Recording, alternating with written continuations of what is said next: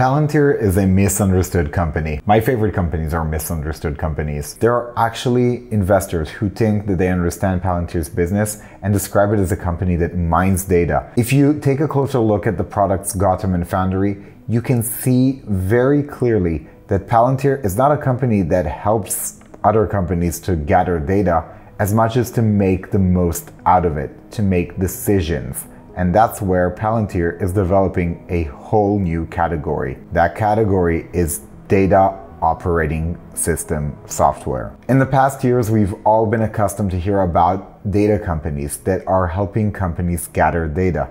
One of the biggest problems is that most companies sit on pile stocks of data without knowing what to do with them and what action items they can take using that data.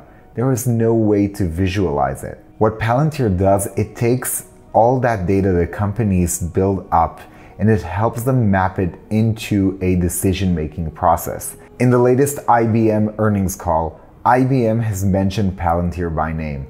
This is very important. It just shows that even though the deal was signed not too long ago, Palantir is actually affecting IBM's bottom line. For those of you who are not aware, IBM is one of the most legacy companies in the industry. It has not shown growth in some time, until the last quarter.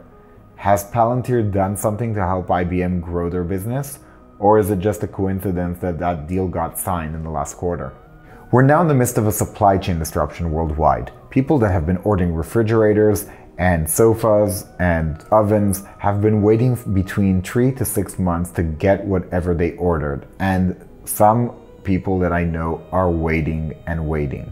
These supply chain disruptions can bring Palantir a lot of new business, as their products can help companies manage complex supply chain challenges. One of the more interesting things that Palantir can allow managers to do is to simulate hypothetical future scenarios. Now, a scenario generator feature is the kind of feature that gets better with time, as companies that connect to the network and actual life events will be things that will be inputted into the artificial intelligence, and the scenario generator will get more realistic as time goes by. Everything I'm talking about here is just the tip of the iceberg. Palantir has many more features that are coming down the pipe, and they're making very interesting acquisitions of companies that are doing innovative things, even in the space of transportation. Palantir earnings are coming up, and this will be a very important quarter for the company, as the results will affect the sentiment. The company needs to show that it can be a revenue monster, that it can keep growing that top line. I'm not even talking yet on that bottom line. Palantir needs to show that it can manage a robust sales team that brings down the pipe more and more deals in order to grow the business beyond the government business that they already have, which is pretty much at a mature stage.